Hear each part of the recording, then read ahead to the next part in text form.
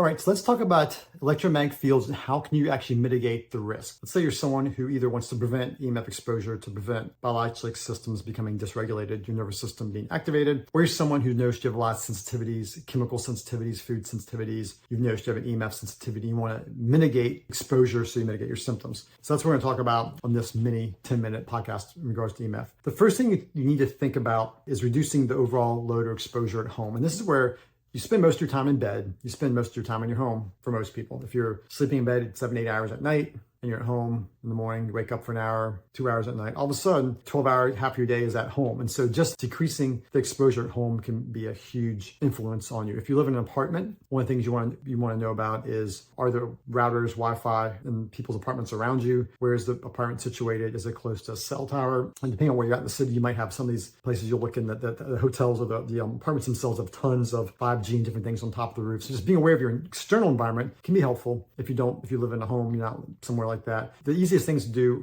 is start looking on your router. We have Wi-Fi in home. Is your router on when you're sleeping at night? It's just cutting that off at night can mitigate exposure during sleep. Making sure your cell phone is in airplane mode and away from your head. Do you have anything being plugged into outlets around your head, around your bed that you can unplug or turn off? Sometimes it's easier to have, some people have like these circuitries, they'll put their whole bedroom on a light switch and then you turn off all the electricity in the room. So that's something that's relatively easy for an electrician to do, just to run all the electrical in your room through that and turn off your router. That can mitigate a great amount of EMF exposure. And then Bluetooth, one of the things I see people using more and more of these Bluetooth earbuds, it's almost like, when you stick something in your ear, there's a hole actually where your ear canal goes through your skull into where your cochlea is, and putting a device into that canal, that's a Bluetooth, that's emitting EMF. It's putting stuff inside your head. So personally, I use a headset that comes outside my head.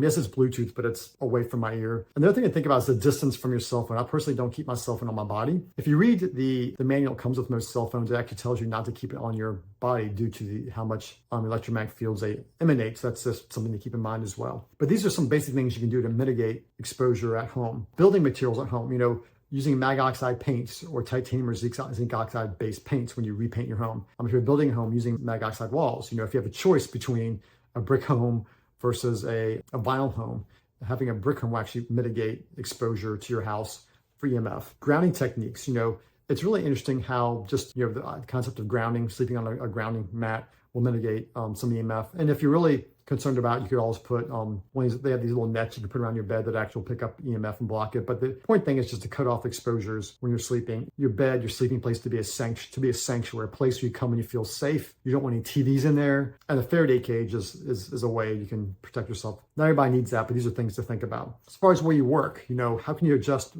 EMF exposure at work? Fluorescent lighting, fluorescent lights actually have transformers in them, which give off EMF. LED lights do as well. We're switching to LEDs all over the place. They actually have transformers in them that actually change the AC to DC for some LEDs that can emanate EMF. So the question is, actually incandescent bulbs have less EMF than LEDs. Smart meters, routers. Smart meters can be an exposure. Personally, in our house, we do have a smart meter, but we have it at the far end of the house away from sleeping. So it's like having a cell phone on 24/7. So, people sometimes make a big deal about smart meters. It's a big deal. It's not a big deal. If your cell phone's on 24/7, I don't care if it's all the way the other side of the house, right?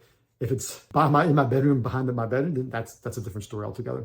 And last, just shielding laptops at work, grounding mats, ferrite beads, power cords. There are ways to minimize exposure at work. The last thing to think about is evaluating devices that can help mitigate the EMF. How do you figure out what's useful? There's two ways to mitigate EMF: passive and active. Passive things are actually the things that emanate a frequency that will meet the frequency of the EMF and minimize it. Those are kind of controversial. So if you have these devices you plug in, those are one way. It's best to use shielding, which is some metal or some object or something that actually shields you from the EMF. These can be physical barriers, they can be objects, they can be, brick. Concrete's a great one. If you have a block house, a lot of homes are made out of concrete.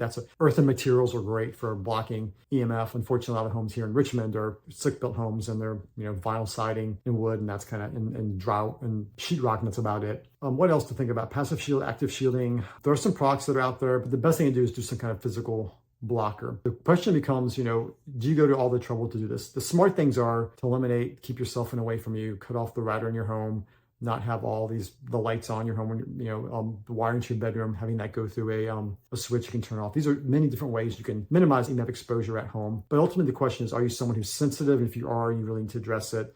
And you want to minimize the high intensity and middle range intensity.